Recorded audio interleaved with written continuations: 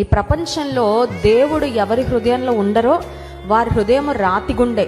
Their heart will be a heart of stone. అంటే అర్థం ఏంటంటే ఇతరుల యొక్క పెయిన్ కు, ఇతరుల యొక్క హర్ట్స్ కు కొన్నిసార్లు ఇన్సెన్సిటివ్ హార్ట్, స్పందించని హృదయం.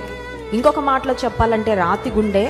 దేవుని మాటకు కూడా స్పందించని ప్రేమమయుడైన దేవుడు ప్రేమతో ఆయన వైపు పిలుస్తుండగా ఆయన ప్రేమను అర్థం చేసుకోలేని హృదయము, దేవుని ప్రేమకు స్పందించలేని హృదయము, యేసుక్రీస్తు ప్రభు మన కొరకు శిలువ మీద చేసిన ఆ ప్రాణ త్యాగాన్ని, ఆయన ప్రేమ యొక్క విలువను అర్థం చేసుకోలేని హృదయము రాతి గుండె. కానీ దేవుడిస్తున్న వాగ్దానం ఏంటంటే రాతి గుండెను తొలగించి మాంసపు గుండెను ఇస్తాను అని దేవుడు వాగ్దానం చేస్తున్నాడు. అంటే అర్థం ఏంటంటే మాంసపు గుండె అంటే a heart that is sensitive to God's voice. దేవుని స్వరానికి స్పందించే హృదయము, దేవుని మాటలు అనుసరించి జీవించే జీవితం. చూడండి, హృదయాన్ని బట్టే జీవితం కూడా ఆధారపడి ఉంటుంది ఖచ్చితంగా. అందుకే వాక్యంలో ఒక మాట ఉంటుంది, మీ హృదయంలో నుండి జీవధారులు ప్రవహిస్తాయి. కాబట్టి అన్నిటికన్నా ముఖ్యంగా మీ హృదయాన్ని కాపాడుకోండి. Heart is the well spring of life అనే మాట ఉంటుందండి ఇంగ్లీష్ బైబిల్లో.